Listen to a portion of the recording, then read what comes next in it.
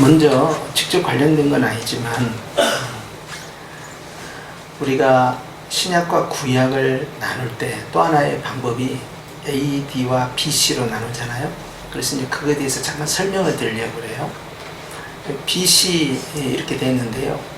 그래서 Before Christ 이렇게 되어 있습니다. 그래서 이제 영어예요. 그래서 BC, 예수님 전, 그 다음에 예수님 후 이렇게 나누는데요. 그 다음에 안노 도미니, 이제 이것은 이제 라틴어입니다.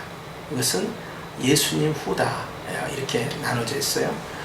그래서 이제 우리가 BC 몇 년 전 하면서 이제 위로 올라가잖아요. BC 200년, BC 300년, BC 400년 이렇게 기준점에서 점점점 숫자가 이제 올라가는 거예요. 그 다음에 AD에서 AD 몇 년, 주후 2019년 이렇게 표현하죠. 그래서 AD와 BC, 신약과 구약이 나누어지고요. 그 다음에 역사를 이제 히스토리라고 합니다. 히스는 이제 그다 이 말이에요. 그 다음에 이제 스토리는 이야기예요. 그의 이야기. 그래서 그게 히스토리가 역사란 뜻입니다. 그래서 누구의 역사냐? 예수님, 지저스 크라이스트 예수님의 이야기예요. 그것이 역사예요. 그러니까 구약 천지 창조부터 시작해서 예수님 오실 때까지, 그 다음에 예수님 오신 이후로 다시 오시는 그날까지 전부 전 역사의 이 주인공이 누구냐? 그러면 예수 그리스도다. 이걸 기준으로 삼는 겁니다. 그래서 이제 우리가 알려져 있는 대로 AD, BC 이렇게 쓰게 된다는 걸 여러분이 그 정도 지식은 있어야 되고요. 그 다음에 내용을 봅니다. 시작. 4, 5년에 오차가 생긴 이유는 그랬어요. 4, 5년에 오차가 있다는 거예요, 없다는 거예요? 있다는 걸 전제로 들어갑니다. 왜 이렇게 오차가 생겼느냐 하면 이제 AD 526년에 로마 황제 유스틴이라는 황제가요, 로마 수도원장 누굽니까? 디오니우스 엑시구스라는 수도원장에게 명령을 내립니다. 그런데 이 디오니우스 엑시구스가 이 날짜를 설정을 할 때 로마가 이 건국된 날짜가 있잖아요. 건국된 그 날짜를 정확하게 캐치를 못한 거예요. 실수를 한 겁니다. 그래서 그 다음 내용을 들어가면요, 로마가 건국된 것이 BC 749년, 이것을 BC 753년으로 늦게 계산을 한 거예요. 오류가 4년에 오류가 생겨버렸어요. 여기에서 이제 예수님이 정확하게 태어나신 그 첫 해를 1년으로 딱 잡아 들어가야 되는데 그게 오류가 생겼다는 겁니다. 그래서 로마 건국연도를 실수했다. 그 로마 수도원 원장이. 그 다음에 두 번째 문제가 뭐냐면, 우리가 1999년 다음이 뭐예요? 2000년이죠. 그런데 0이라는 개념이 빠져버린 거예요. 그러니까 BC 1년 그리고 AD 1년 이렇게 해버린 거예요. 0년이라는 건 없게 되는 거예요. 자, 그러니까 최소한 못 잡아도 4년에서 5년이 빠졌다는 거예요. 그러니까 예수님은 정확하게 BC 5년 또는 BC 4년에 태어나신 것이다. 그렇게 잡는 거예요. 또 한 가지 팁이 또 있는데요. 예수님은 결코 12월 25일 날 태어나지 않았습니다. 예수님이 언제 태어났는지는 우리가 알 수가 없지만 12월 25일이 아닌 것은 확실해요. 왜 그러냐? 로마의 황제 콘스탄틴 황제가 이제 이 기독교를 로마의 국교로 받아들입니다. 국교로 받아들이는 과정 가운데 그들이 섬겼던 신이 있었어요. 로마의 종교가 원래 태양신 숭배입니다. 그런데 이 태양신이 우리 동짓날 아시죠? 동짓날 죽어요. 일식과 월식을 생각하면 돼요. 동짓날 죽습니다. 그리고 동지가 지나고 나서 다시 해가 살아난다. 그때를 기념한 것이 25일 축제예요. 그런데 자기들이 수백 년 동안 축제로 즐겼던 최대의 명절이 바로 태양신 축제가 12월 25일인데 거기다가 예수님의 생일을 집어넣어 버린 거예요. 그리고 성탄절을 이날 기념한 걸로 잡아버린 거예요. 이해가 되시죠? 그러니까 베들레헴에 있는 목자들이 모닥불을 피운 걸로 봐서는 여름은 아닙니다. 그런데 우리가 생각한 것처럼 엄동설안의 주님이 태어나신 것도 아니에요. 마구간에서 얼어 죽습니다. 그러면. 그래서 로마 제국이 나중에 동로마와 서로마로 분리가 돼요. 그래서 서로마는 현재 이탈리아를 중심한 로마 중심 로마 제국이 형성되고요. 이 동로마는요, 이 터키를 중심으로 한 이스탄불, 터키를 중심으로 한 이 지역으로 분리가 되면서 교회도 분리가 돼버립니다. 그래서 서방교회, 동방교회 형성돼요. 우리는 서방교회 익숙하지만 실제 이 북부 아프리카 지역이나 이 팔레스타인 주변 지역에 이 동방교회가 현재도 존재합니다. 근데 동방교회는요, 주연절이라고 해서요, 1월달로 크리스마스예요.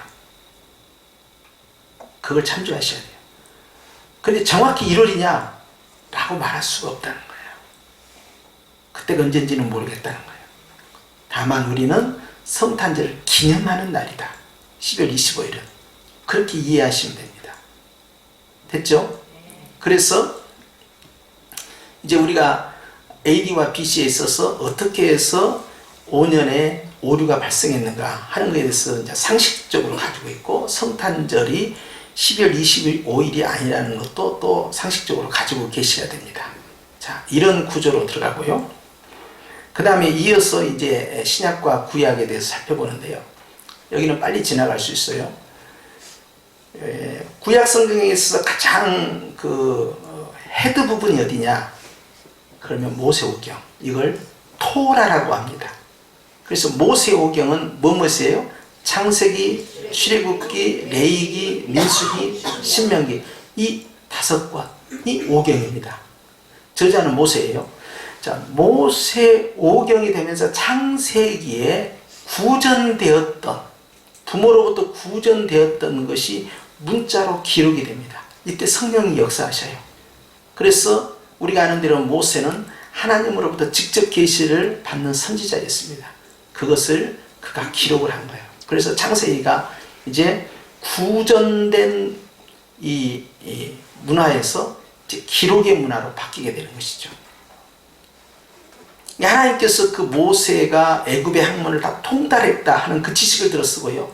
사도 바울이 가말리알 문화에서 유대 문화를 통달을 하고 이방 문화, 헬라 문화에 능통했던 그 지식인을 들어 쓴 거예요.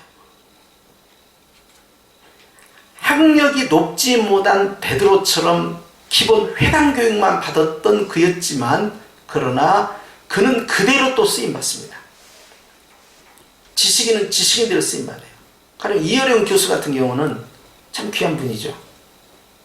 20세기 최고의 지성인하고 무신론의 대표적 학자였어요. 그런데 그가 그의 딸을 통하여서 하나님을 만나게 된 거죠.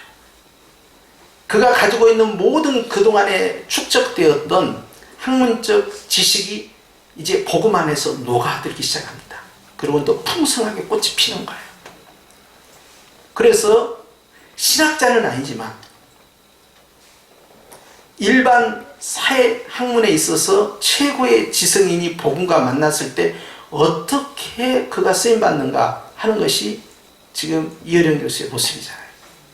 그래서 지식인 한 사람이 죽게 돌아온 건 또 굉장한 그 나름대로 의미가 있다 하는 것이죠. 하나님 누구를 쓸지 모르는 거죠. 자, 돌아서지 않을 것 같은 사람이 돌아섰다는 거에 주목을 하면서요. 자, 모세 같은 경우는 쓰임받을 수 없을 것 같은 사람이 쓰임받았는데 왜 그러냐면 그의 나이 때문에 그러합니다. 그의 나이 80은요. 당시의 장수의 문화였음에도 불구하고 우리 때보다는 더 오래 사는 장수의 문화였지만, 그러나 그가 쓰임 받기에는 너무나 나이가 많이 들었어요. 그리고 적어도 그는 황금기 80년을 다 보내고 은퇴의 연령에 이미 들어와 있었던 것이죠. 그런데도 하나님께서 그를 쓰신 거예요. 그래서 유대인들은요, 성경 가운데에서 이 토라, 이것을 굉장히 중요한 가치로 보는 거죠. 우리로 말하면 헌법과도 같아요. 그래서 그들의 핵심적 제일 가치는 뭐냐? 바로 토라다. 토라 가운데서도 그들이 가장 중요하게 여기는 것이 또 있습니다. 그것이 신명기 6장 5절 이하에 나오는 쉐마입니다. 이스라엘아 들으라. 이게 쉐마예요. 뭘 들을까요? 오직 하나님은 한 분 하나님이시니, 그 말은 뭐예요? 다신론을 다, 다신교를 다, 다종교를 다 밀어냅니다. 오직 유일한 한 분 하나님이다. 여기서 출발을 해요. 타종교를 인정하지 않아요. 근데 다른 종교는요, 많은 신들 가운데 우리의 신 이렇게 들어갑니다. 그런데 이스라엘만은 그 당시 고대 근동에서 유일하게 유일신 주장을 하는 거예요. 두 번째는 뭐예요? 너희는 마음을 다하고 뜻을 다하고 힘을 다하여 너희 주 하나님을 사랑하라. 그리고 이것을 부지런히 가르치라는 거예요. 이것이 아주 이 토라 가운데 핵심 가치가 들어가요. 그리고 그들이 가장 높은 계명으로 끌어올린 것이 뭡니까? 십계명입니다. 그래서 예수님께서 십계명은 예수님을 통하여 폐하는 것이 아니고 완성하는 것이다 하셨어요. 자, 율법의 핵심이 바로 계명에 다 녹아 들어가는 것이죠. 자, 이렇게 해서 모세오경의 가치가 있다. 그 다음 모세오경의 이후에 나타난 이제 역사서가 있는데요, 총 12권입니다. 12권을 봅시다. 시작. 여호수아, 사사기, 룻기, 사무엘 상하, 열왕기 상하, 역대 상하, 에스라, 느헤미야, 에스더. 여호수아는 가나안 땅으로 들어가는 과정에 광야 1세대에 대해서 설명한 거죠. 그리고 리더십이 바뀝니다. 최고의 리더십인 모세로부터 그 다음 그의 수발된 종이었던 여호수아로 대권이 넘어오면서요, 여호수아가 굉장한 일을 만들어냅니다. 모세도 못했던 일이에요. 그것은 천국의 상징성을 갖고 있는 젖과 꿀이 흐르는 가나안 땅으로 인도하는 자고, 그 여호수아 이름은 예수 그 뜻이에요. 그리고 그리스도는 이제 기름 부음을 받은 자가 되는 거예요. 메시아가 됩니다. 그래서 여호수아, 신약에 있어서 구원자의 이름이 바로 예수입니다. 자, 이 여호수아로부터 시작해서 그 이후에 벌어지는 사사기, 그리고 그 시대에 일어났던 룻이라는 어떤 이방 여인에 관한 이야기, 그리고 그의 족보가 또 다윗의 계보 안에 들어오고, 그리고 이스라엘이 어떻게 해서 왕정 정치를 했는가에 대한 사무엘 상하, 그리고 왕들에 의해서 어떻게 이스라엘이 연대를 이어갔는가에 대한 열왕기 상하와 역대 상하가 있고요. 에스라, 느헤미야, 에스더는요, 바벨론 포로 이후에 서술된 것이고요. 그래서 학사 에스라와 제사장입니다. 느헤미야 정치인 총독입니다. 뛰어난 리더십이죠. 그 다음에 바벨론 포로와 상관없이 디아스포라, 바벨론의 2세대, 바벨론에서 생활하는 3세대인 이 모르드게와 에스게의 스토리를 통해서 이스라엘이 전 세계적으로 멸망될 뻔하다가 에스더의 헌신을 통해서 하나님께서 어떻게 이스라엘을 전체를 회복을 시켰는가. 즉 이스라엘 지역 밖에서의 사건이 아니라 이 바벨론에서 메데 바사라는 페르시아 제국에서 벌어진 이 사건은 결국 본토에 있는 이스라엘 사람들까지도 생사열타권을 결정짓는 그러한 엄청난 사건이었어요. 그래서 이 사건을 통하여 사단은 메시아의 통로, 즉 유다 지파 다윗의 자손의 아예 씨를 말릴 계획을 하만을 통하여서 사단이 계획했는데 이것이 무력화가 됩니다. 그리고 다윗의 자손의 족보는 계속 이어지고 예수 그리스도를 통하여서 인류의 구원자로 이 땅에 오시는 하나님의 창세기 3장 이후에 예언되었던 그 계획대로 그대로 나타나게 되죠. 이것이 바로 에스더가 가지고 있는 하나님의 복음이에요. 그 다음에 넘어갑니다. 3번 뭐로 되어 있어요? 시가서 또는 성문서, 거룩한 문서다. 5권입니다. 시작. 욥기, 시편, 잠언, 전도서, 아가서. 그래요. 욥기 같은 경우는 우리가 이제 아브라함 시대 때 그 근동에서 벌어진 동방의 사건으로 이해를 합니다. 그리고 시편은 다윗을 중심으로 한 많은 이제 영적 선지자들에 의해서 기록된 노래입니다. 그리고 기도문입니다. 히브리어는요, 이 마치 말이죠, 이 우리나라 국악의 판소리처럼요, 이 높낮임이 있어요. 그런데 이 시편 자체가요, 하나님 앞에 드려지는 찬송가가 됩니다. 그러면서 기도문이에요. 자, 주 같은 시편을 완성을 하고요. 그 다음에 솔로몬을 통해서 잠언이 나오고요. 그리고 인생의 철학을 논하고자 하는 자는 전도서를 읽어야 한다 하면서 잠언의 지혜서와 이 전도서가 거기에 솔로몬에 의해서 기록되죠. 그리고 마지막이 아가입니다. 아가서는 솔로몬과 연결되어 있는데요. 아가서는 남녀의 사랑을 기록해냈는데요. 술람미 여인과 이제 이 솔로몬의 이 러브 스토리가요, 얼마나 리얼하고요, 아주 묘사가 잘 되어 있는지요. 여성의 외모에 대해서요, 아주 낯간지러울 정도로 사실적 묘사를 아주 잘 해놔가지고요, 그것을 직역을 해서 읽다 보면은 부끄러울 정도예요. 그런데 놀라운 사실은 경건하고 엄숙하고 권위적인 유대인들이 유대 명절 가운데 최고의 명절인 6월절에 아가서를 낭독을 한다는 사실입니다. 유대인들은 저것을 남녀의 사랑으로 보지 않고 하나님과 이스라엘의 사랑으로 보고 있고, 신약의 학자들은 아가서를 예수 그리스도와 교회의 사랑으로 적용시켜서 보고 있어요. 그 다음에 이제 우리가 잘 알고 있는 선지서가 나옵니다. 예언서라고 하는데요, 이제 대선지서, 소선지서 이렇게 나오는데요, 대선지서와 소선지서는 어떻게 나누느냐, 그것은 분량이 많으면 대선지서고 분량이 적으면 소선지서지, 이제 선지자들의 계급이 있는 건 아니다. 그걸 아셔야 돼요. 그러면서 이제 내용 17절을 보니까 시작. 이사야, 예레미야, 에가, 에스겔, 다니엘, 호세야, 요엘, 아모스, 오바댜, 요나, 미가, 나훔, 하박국, 스바랴, 학개, 스가랴, 마지막 말라기까지 와요. 이사야서와 말라기를 잠깐 설명해야 되겠는데, 이사야서는요, 우리가 장절을 분류를 했다고 그랬죠.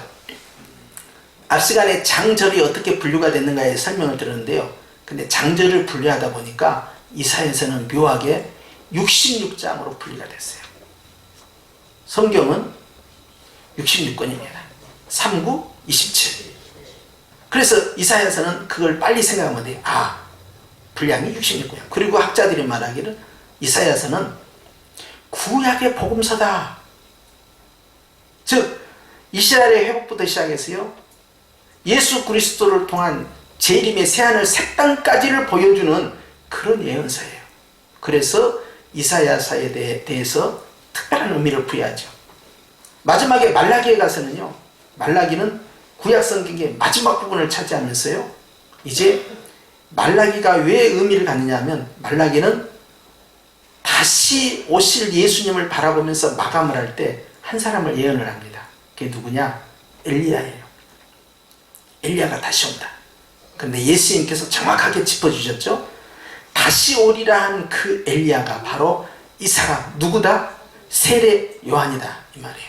그래서 세례 요한을 가르쳐서 다시 오리 하는 그 엘리야로 주님은 지적하셨고, 또한 요한 계시록의 11장에 가면 두 증인, 두 감람나무, 두 촛대가 나오는데요, 그 중에 한 사람은 모세의 영권을 가지고 물을 피로 만들고요. 하늘로부터 불이 내려오는데요.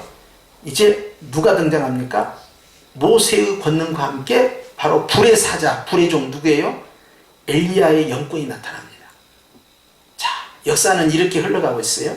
그렇게 해서 이제 신약시대 때의 엘리야는 회개의 불을 내립니다.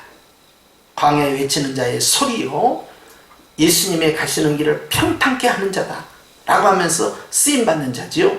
그리고 종말에 있어서 영적 엘리야의 영권은 재림을 예비하는 자가 됩니다. 그러니 죽은 엘리야가 말이죠, 승천했어요. 죽지 않고. 그런데 실질적으로 변화산에서 모세와 함께 나타나고요. 그리고 실제 세례 요한으로서의 그의 사역이 접촉이 되고 마지막에 재림의 길을 여는 자로 쓰임받는 그런 과정이 이제 말라기에서 또 내용이 나와 있는 것이죠. 자, 이렇게 해서 이제 구약 성경이 끝나요. 자, 그 다음 신약으로 가볼까요? 신약으로 가니까 대선지자 소선지자 지금 나눠놨죠. 저렇게 5권은 17권 간 5권은 대선지자, 소선지자는 12권. 분류하는 기준은 무엇이다? 분량이다. 어느 정도의 양을 썼느냐 하는 거지, 영권이 세다 약하다 그거와는 상관이 없다 하는 거예요. 자, 넘어갑니다. 그 다음 신약 들어갑니다. 신약에는 토라가 5권인 것처럼 신약의 복음서가 몇 권이냐? 그러면 4권이 있습니다. 4권 가운데에서 특별히 마태, 마가, 누가 복음을 가르쳐서 공관복음이라고 부릅니다. 학자들이. 왜 그러냐? 바라보는 관점이 공통적으로 같다 하는 관점이에요. 그런데 요한복음은 좀 다릅니다.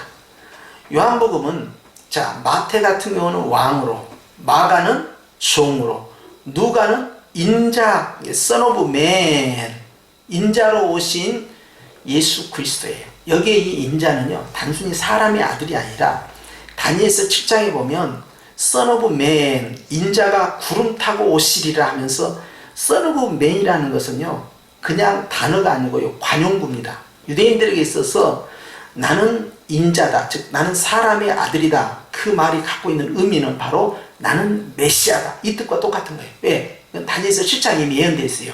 인자가 온다, 즉 사람의 아들로서 오시는 메시아 예언되어 있어요. 그러니까 유대인들이 갖고 있는 인자라는 단어를 들 때마다 다니엘서 7장을 생각하니까 바로 나는 누구다? 메시아다. 그래서 예수님이 계속 설명하고 있는 거예요. 그걸 이해하지 못하고 구약에 대한 지식이 없게 되면 인자가 말하노니 할 때 사람의 아들이 말하노니 이렇게 해석한 사람은 유대의 구약 문화를 이해하지 못한 사람이 되는 것이죠. 자, 그러면서 이제 요한복음이 나오는데, 요한복음은요 좀 다릅니다. 요한복음은 son of man으로 나온 것이 아니라 이제 이 하나님의 아들, son of God입니다.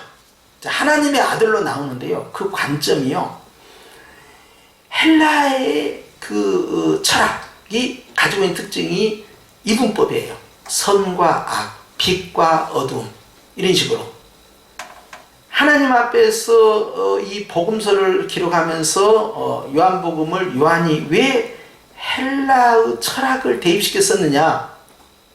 대상이 유대인이 대상이 아니고 이방인을, 즉 헬라의 문화에 젖어 있는 사람들, 헬라어를 쓰고 있는 사람들을 대상으로 해서 이것을 기술하는 건데, 장점이 있습니다. 쉬워요. 금방 이해해요. 이거다 하면 저거예요. 간단해요. 그러니까 교회 처음 오신 분들에게 무엇을 읽으라고 합니까? 요한복음을 자꾸 읽으라는 것이 단순한 구조예요. 선과 악 이야기예요. 하나님이냐 사단이냐예요. 지금 아주 단순 구조입니다. 그래서 헬라어로 기록이 되면서 헬라 문학과 철학으로 기록이 되면서 그 속에서 딱 이분법으로 나누다 보니까 쉽게 받아들이니까 복음을 빨리 전파할 수 있겠죠. 자, 요한복음은요, 사복음서 가운데에서요 가장 먼저 기록되었다라고 전해져 있는데요, 또 어떤 학자는요 마가복음이 가장 먼저 기록됐다 이런 분도 있고요, 아니다, 마태복음이 먼저 기록됐다 이런 분도 있어요. 무슨 뜻이에요? 정확히 안다는 거예요? 모른다는 거예요? 모른다는 것입니다. 자, 그러면 이제 두 번째 역사서로 갑니다. 이 신약도 역사서가 있지요. 무엇입니까? 사도행전이에요. 사도행전의 저자는 누가복음의 저자 누가입니다. 직업은 의사지요. 그리고 사도 바울의 파트너, 동역자입니다. 그가 이 누가복음과 함께 사도행전을 옆에서 따라다니면서 기록을 했는데요. 누가는요, 의사니까요, 아주 쓰는 것이요, 아주 디테일하게 써나갑니다. 문체 자체가. 그러면서 특별히 누가는 이방 선교를 했기 때문에 누가복음도 마찬가지고 사도행전도 마찬가지고 유대인을 겨냥한 것이 아니라 누구를 겨냥할까요? 바로 이방인들을 겨냥해서 쓰는 거예요. 그러다 보니까 그가 쓰고 있는 그 철학적 기반이 바로 헬라 사람들이 보고 빨리 예수님에 대해서 알 수 있도록 그렇게 기술을 해놨다 하는 걸 알 수 있어요. 근데 사도행전이 사도 바울이 이제 순교되는 과정 이런 내용들이 있잖아요. 또 이제 베드로가 순교하는 이런 과정 이런 내용까지를 다 기록하지 못합니다. 그래서 이제 그런 그 성경에서 역사서에서 다 기록하지 못한 사도행전의 그 이후의 사건에 대해서는 우리는 다른 문서를 통해서 확인해야 되고요. 또 하나는 유세비우스라는 아주 유명한 당시에 1세기에 있었던 역사학자가 있는데요. 그가 쓴 이제 책이 있어요. 그 책을 통해서 이제 AD 70년에 예루살렘이 어떻게 멸망했는가 사실적으로 기록을 해놓고요. 그 다음에 그 이후에 교회의 역사에 대해서 기록의 내용이 있어요. 그걸 참조하는 거죠. 그 다음에 넘어갑니다. 서신서가 있습니다. 신약의 서신서 가운데에서 가장 많이 차지한 것이 이제 바울의 서신서인데요. 근데 바울뿐만 아니라 여러 사람이 서신했는데요. 총 서신서가 몇 권으로 되어 있어요? 21권으로 되어 있습니다. 한번 읽어봅시다. 시작.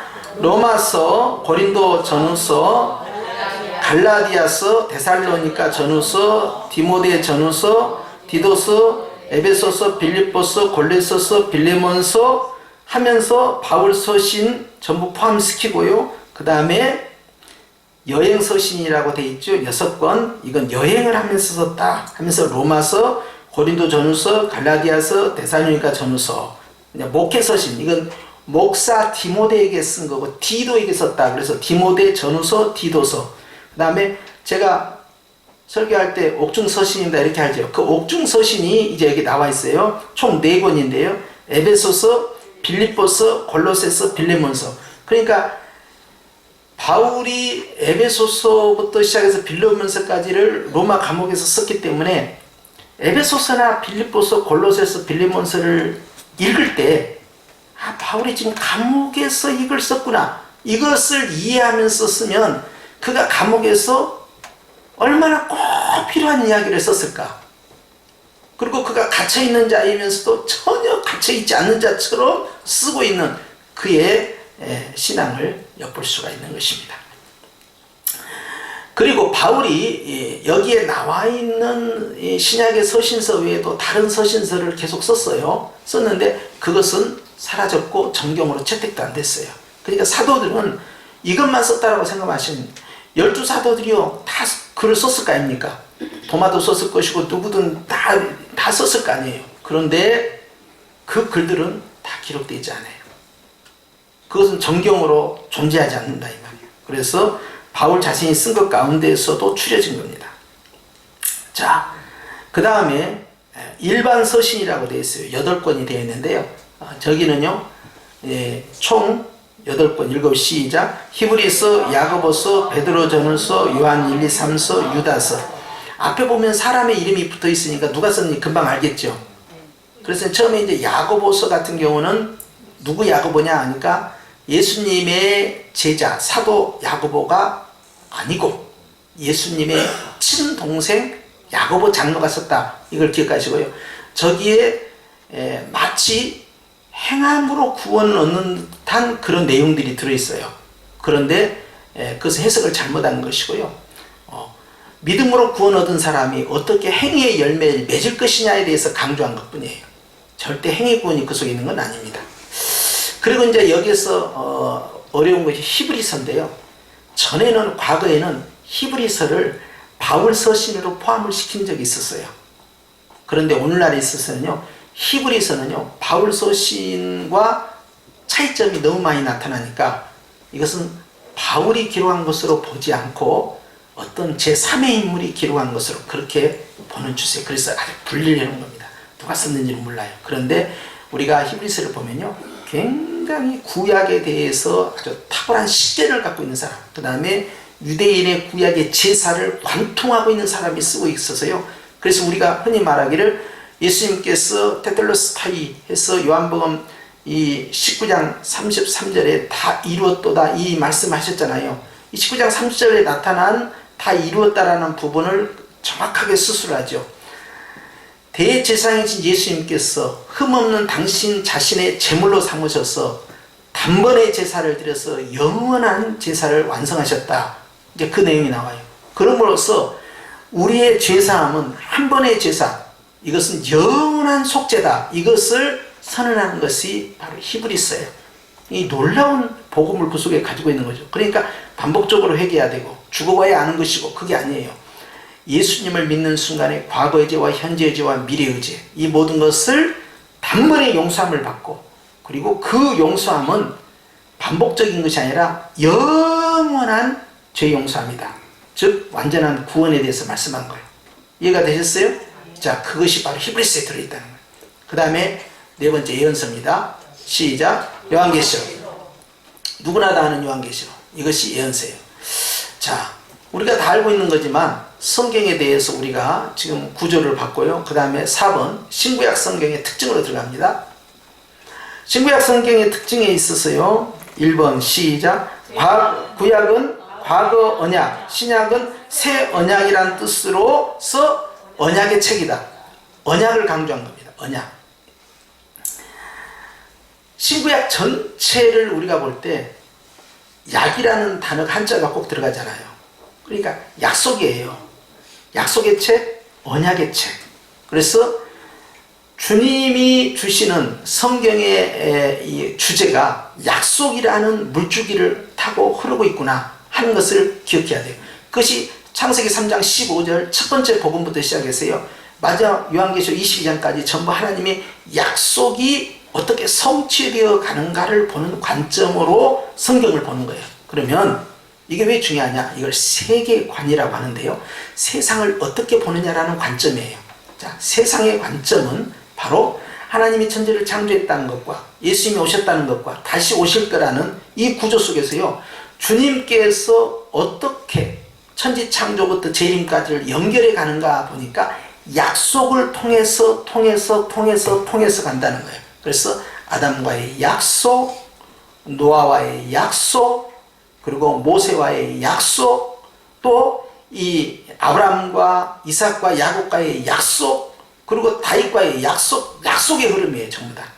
그런 약속, 언약 속에서 주님께서 이 구약을 형성하고 신약에 와서 또한 약속으로 진행을 한다. 그래서 이제 구약에 보니까 출애굽기 24장 8절 말씀 시작. 모세가 그 피를 가지고 백성에게 뿌리며 이르되 이는 여호와께서 이 모든 말씀에 대하여 너희와 세우신 언약의 피이다. 그래서 그냥 구원의 피다, 속죄의 피다, 용서받는 피다 이렇게 표현할 수 있잖아요. 그런데 무슨 피다? 언약의 피다. 왜냐하면 출애굽기 여러분 1장부터 3장까지를 보시면요, 주님께서 이스라엘 백성들을 이제 바로의 압제에 있는 그 고센 지역에서 이제 탈출시키잖아요. 그럴 때 중요한 문장들이 반복됩니다. 그것은 내가 아브라함과 약속한 것을 기억하여, 그 말이 계속 반복돼요. 아브라함과의 약속입니다.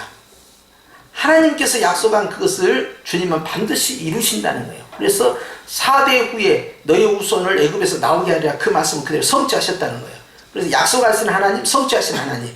그래서 주님께서는요, 이제 출애굽기 24장 8절에도 그 피를 구원의 언약, 속죄의 언약, 용서의 피로 하지 않고 약속의 피로 그렇게 설정을 하신 것이다 하는 거예요.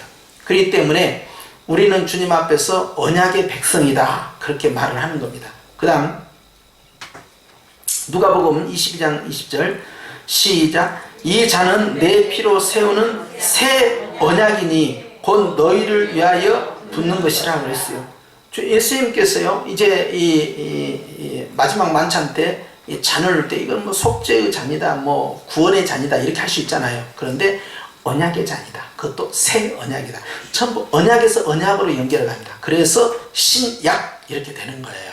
그래서 새로운 약속이 신약 안에 그대로 묻어난 것이죠. 그래서 우리가 이제 이 성경책도 이제 이 전에는 말이죠. 지금 이렇게 황금색으로 이렇게 발라놨는데요. 전에는 다 이렇게 빨간색으로 해놨어요. 빨간색이 뭡니까? 성경은 피가 흐른다. 이 피는 어떤 피다? 언약의 피가 흐르고 있다는 거예요. 전부 약속의 피입니다. 그러니까 주님이 내가 나를 믿는 자는 영생을 얻는다라는 것이 주님의 약속이에요. 약속이 어디 있어요? 성경에 있어요. 그래서 성경에 있는 약속을 내가 믿는 거예요. 믿음을 말하는 거예요. 우리의 믿음은요, 그냥 내 자신의 확신, 내 자신의 신념, 그게 아닙니다. 성경에 있는 하나님의 말씀을 내가 신뢰하는 거예요. 성경에 뭐라고 되어 있는데요? 주님의 약속의 피가 있다 이 말이에요. 그래서 구원 얻는다는 약속의 피를 내가 믿는다는 거예요. 전부 언약입니다.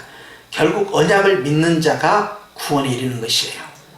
그래서 계시록 19장 13절 보니까 시작, 또 그가 피 뿌린 옷을 입었는데 그 이름은 하나님의 말씀이라 칭하더라. 그러니까 하나님의 말씀이라는 그 옷이 있는데요. 그 말씀이 뭐가 뿌려졌어요? 피. 지성소에도 피 뿌리고, 성소에도 피 뿌리고, 제단에도 피 뿌리고, 그리고 사람에게도 피를 뿌려요. 그래서 이 오른쪽 귀, 오른쪽 엄지손가락, 오른쪽 엄지발가락 전부 피를 바르고 그 다음에 기름을 바릅니다. 이 기름이 거룩한 기름인데요, 성령의 역사를 나타내는 것이죠.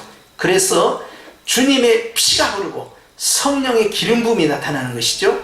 자, 그래서 우리는 이제 이 주님이 입고 계시는 그 옷이 피 뿌린 옷이다. 이것은 언약의 피 흘림이에요. 약속을 지키겠다는 거예요. 반드시 내가 다시 오리라 하신 주님 오신다는 거죠. 구약에 예언되었던 그 수많은 메시아에 대한 예언이 반드시 성취된 것처럼 다시 오신다는 예수님의 재림의 약속이 반드시 성취된다는 걸 보여주는 것입니다. 그 다음 봅니다. 구약의 말씀은 제사의 피가 뿌려지고 신약의 말씀은 예수님의 십자가의 피가 흐릅니다. 그래서 이제 과거 성경책을 빨간색으로 인쇄 만들기도 했습니다. 여기까지 되어 있고요. 2번 시작. 성경은 성도의 삶의 주 교재이며 주제는 구원이며 주인공은 예수 그리스도다 라는 것을 약속한 책이다 이 말이에요. 자, 약속이 얼마나 이제 중요한지 아셨습니다. 그 다음 봅니다. 누가복음 24장 27절의 시작. 이에 모세와 모든 선지자의 글로 시작하여 모든 성경에 쓴 바 자기에 관한 것을 자세히 설명하시니라. 자, 모세의 토라부터 시작해서 모든 선지서에 이르기까지 다 모든 성경은 메시아에 대해서 이야기하고 있다는 거예요. 어떤 메시아? 예수 그리스도. 유대인들은 지금도 메시아를 기다리고 있어요. 그들은 생각하기에 모세도 메시아고 아브라함도 메시아고 다윗도 메시아고 사사도 메시아고, 메시아는 다 기름 부음을 받은 자다. 즉 그리스도라 이 말이에요. 기름 부음을 받은 자가 선지자들도 기름 부음 받고 제사장도 기름 부음 받고 왕도 기름 부음을 받고, 그러니까 예수도 뭐 기름 부음 받은 자 가운데 하나로는 인정해 줄게. 그러나 그 정도 레벨 이렇게 하는 거예요. 자, 여기에서 우리는 놓쳐서는 안 될 게 있죠.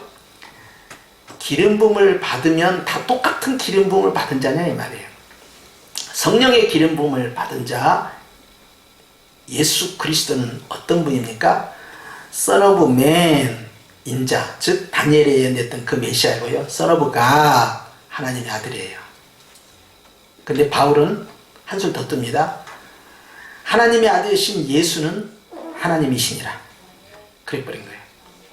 요한도 그는 태초에 천지를 창조하신 그 말씀, 즉 로고스, 바로 그가 육신을 입고 이 땅에 오셨는데 바로 예수 그리스도다. 도마는 그래서 도마의 고백합시다. 예수님 누구십니까? 예수님은 나의 주님이시요 나의 하나님이시요. 이 고백이 가능한 거예요. 그래서 하나님의 아들이면 그냥 하나님의 아들이 아니에요. 천지를 창조하신 그 하나님이요, 우리를 구원하신 그 하나님이요. 구약에 우리가 야훼, 여호와, 아도나이라고 불렀던 바로 그 구약의 그 하나님이 바로 예수 그리스도라는 사실을 알아야만이 정확하게 구약을 꿰뚫어 본 거예요. 구약의 하나님은 성부 하나님, 신약의 예수님은 성자, 이런 식으로 구분하면 안 됩니다. 아브라함에게 찾아오셨던 여호와는 누구셨느냐 이 말이에요. 예수예요, 예수님. 그렇기 때문에 예수님이 직접 말해요. 아브라함은 나에게 이렇게 대접 안 했다. 그러니까 네가 미쳤구나. 네가 나이가 50도 안 됐는데 네가 아브라함을 봤느냐? 내가 아브라함이 있기 전부터 있었다. 예지, 저런 정신 나간. 그래서 돌로 쳐서 죽여보려고 한 거예요. 안 믿어지는 거지. 완전히 신성모독도 유분수지 말이야. 뭐냐 이게. 내가 네 아비를 안다. 목수 요셉 이래버린 거예요. 그러니까 육으로만 보고 영으로는 못 본 겁니다. 예수님이 누구인지에 대해서 전혀 이해를 못한 거예요. 그러니까 탁월한 인간 예수로만 본 것이죠. 그 이상으로 안 본 거예요. 기껏 올려봐야 선지자 수준, 기껏 올려봐야 수많은 기름 부음을 받은 여러 그리스도 가운데 하나로 보는 거예요. 그러나 예수 그리스도는 하나님 자신이었다. 그리고 예수님은요, 최종적 기름 부음을 받은 종결자예요. 그리고 그의 영이신 성령님께서 우리에게 기름을 부으셔서 우리로 하여금 하나님의 사역자로 세워주시는 것이죠. 자, 넘어갑니다. 그 다음 요한복음 5장 39절 보니까 시작. 너희가 성경에서 영생을 얻는 줄 생각하고 성경을 연구하거니와 이 성경이 곧 내게 대하여 증언하는 것이다. 그러니까 주님께서는 구약 성경을 보면서 이것이 바로 메시아에 관한, 즉 예수 그리스도에 관한 내용이라는 것을 설명하신 거예요. 요한복음 5장입니다. 예수님의 사역의 초기 사역이지요. 그런데 주님께서 그것을 유대인들에게 설명했을 때 그들이 이해를 못하는 거예요. 예수님을 계속 인간 예수로 본 겁니다. 외모로 계속 본 거예요. 그렇기 때문에 사무엘도 다윗을 봤을 때, 외모로 봤을 때 그가 기름 부음을 받은 왕 중의 왕이 될 줄로 생각지도 못한 거죠. 그러나 유대인들 사이에 있어서는요, 솔로몬부터 시작해서 마지막 왕까지, 시대계까지 다 합쳐도 다윗만 못합니다. 거기에 요시아가 있었고 히스기야가 있었고 누가 있든 간에, 여호사밧이 있든 간에 결코 다윗의 신앙과 그 영권을 뛰어넘지 못해요. 그래서 다윗의 별은요, 왕별을 갖다 붙여놔요. 딱 하나로, 왕별. 그리고 우리 성탄절에도 뭐 별 붙이는데, 그것은 이제 동방박사들이 이제 별을, 이상한 별 하나를 보고 찾아봤다고 해서 별을 붙이잖아요. 유대인들에 있어서 별은요, 다윗의 별입니다. 그게 자기들의 상징성이, 의미가 똑같은 별인데도 의미부여를 다르게 하는 것이죠. 그만큼 자기들의 으뜸은 뭐냐, 다윗이에요. 그러니까 예수님 시대에도 다윗 같은 메시아가 올 거라고 그렇게 믿고 있었던 거예요. 그런데 예수님이 입성할 때 다윗의 자손으로 오신 이여 호산나 호산나 찬송하리로다 했는데, 웬걸 자기들이 기대하던 그 다윗의 그 메시아가 아닌 거예요. 왕권, 그 다음에 군사력, 외교력, 로마로부터 완전히 독립하고 이스라엘 지경을 이 부엘세바부터 시작해서 위에 단까지 다 이렇게 회복을 시킬 수 있는 독립국가를 형성한 강력한 최강의 나라를 세울 그런 메시아? 아이후, 내 나라는 여기 있지 않고 뭐 하늘에 있다는 둥, 뭐 이 땅의 것을 버려야 된다는 둥, 뭐 이상한 말씀 하시니까 이건 아니야. 그리고 무슨 성전을 모독한 자, 그리고 자기가 하나님의 아들이라고 하는 자, 이 참남하도다. 신성 모독죄와 참남죄를 적용해서 사형시켜야 한다. 사형. 자, 3번 시작. 구약의 말씀 메시아에 대해서, 신약은 오신 메시아와 장차 오실 메시아에 대해서 기록하였습니다.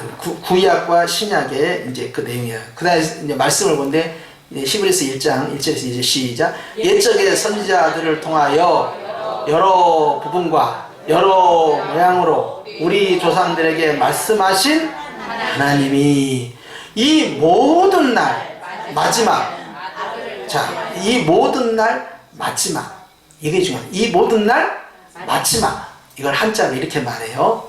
말세라고 표현합니다. 그러니까 우리가 말세를 성경적으로 어떻게 생각하냐면, 말세는 예수님 때부터 시작해서, 예수님 이제 올라가셨잖아요. 그때로부터 시작해서 다시 오실 때까지를 말세로 보는데, 말세는 짧아야 될 거 아니에요. 근데 몇 년이 흘렀어요? 세상에 하루가 천년 같고 천년이 하루 같은 거, 이 사실 잊지 말라. 그러니까 처음에는 이게 문학적 표현이고 농담인 줄 알았어. 예? 근데 실제로 몇 년이 흘러버렸어요? 2000년이 흘러간 거예요. 이거 진짜로 천년이 지나고, 초대교회 성도들은요 몇백 년도 안 기다렸어요. 자기들 세대에 오실 줄 알았었죠. 왜냐하면 주님께서 계속 계시록에서 뭐라고 말씀하세요? 내가 속히 오리라. 분명히 사도행전에 뭐라고 말, 너희는 예루살렘을 떠나지 말고 여기에서 내가 보낸 성령을, 약속의 성령을 기다리라 했을 때, 몇 날이 못되어 오리라 할 때 몇 날이 며칠이었어요? 10일밖에 안 됐어요. 10일. 그러면 주님이 가실 때 내가 속히 오리라 그러면 몇 년 안에 오셔야 될 거 아니에요? 몇십 년도 안 돼. 몇백 년도 아니요. 지금 몇천 년이 흘러가 버렸어요. 엄청나게 흘러가 버린 거예요.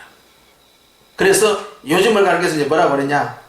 말세, 지말. 이렇게 해놔요.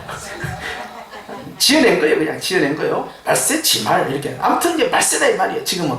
그러니까 우리는 지금 1000년 전이나 2000년 전이나 지금 우리는 말세 가운데 살고 있어요. 우리는 그렇게 인생을, 나는 나그네 길을 살고 있다, 나는 마지막 시대를 살고 있다, 이런 마음가짐을 가지고 살아라는 이야기예요.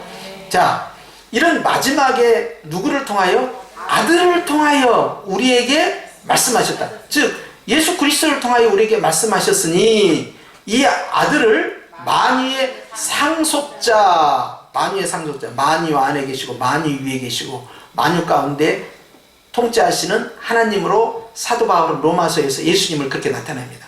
예수님, 우리 하나님은요 만유 안에, 이게 만유라는 것은 하나님이 창조 세계예요. 창조 안에 계시고 창조 위에 계시고요. 창조물을 다스리는 거예요. 시간 안에 계시고 시간 밖에 계시고 시간을 다스리신 분이에요.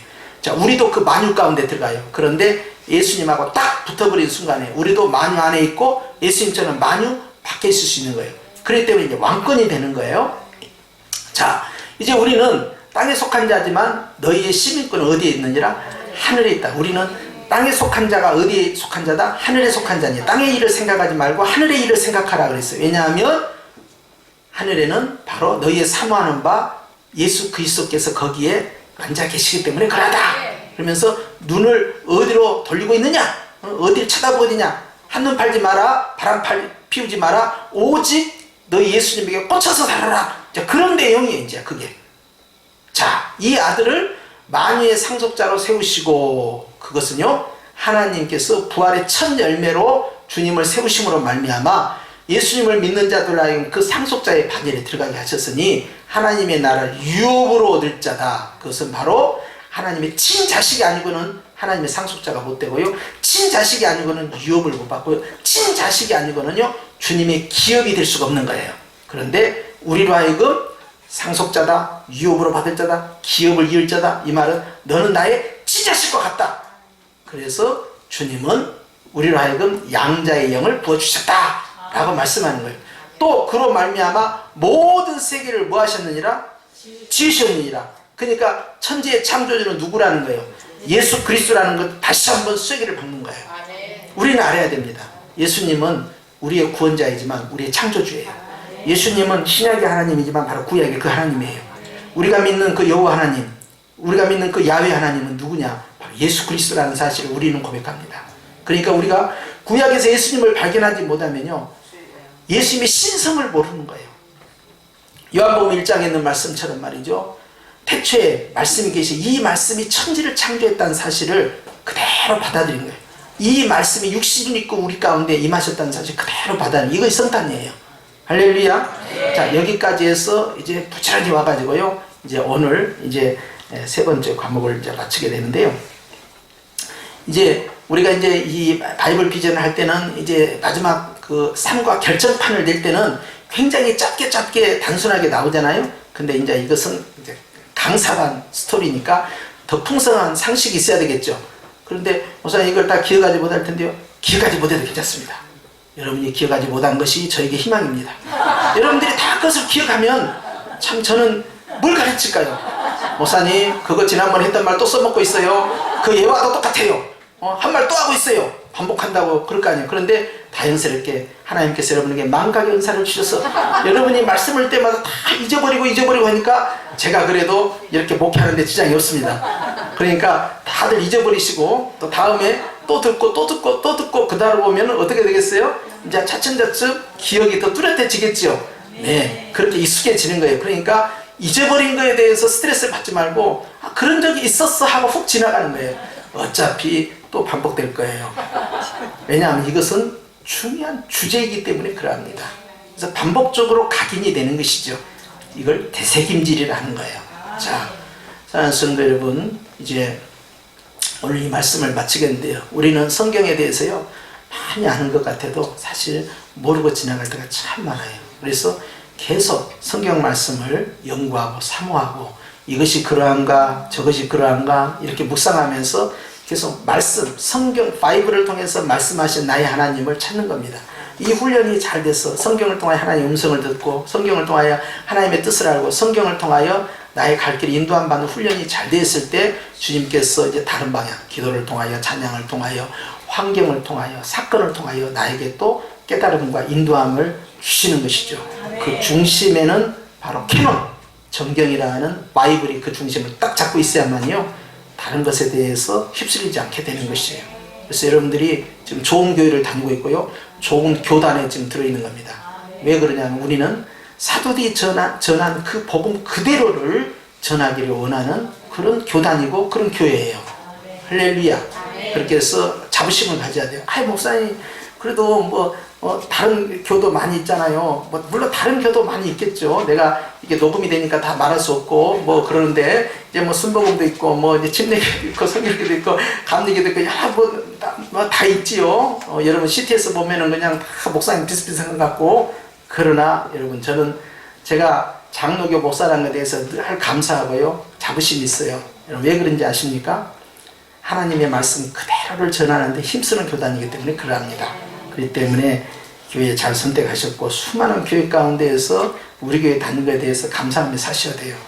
기도하십시다.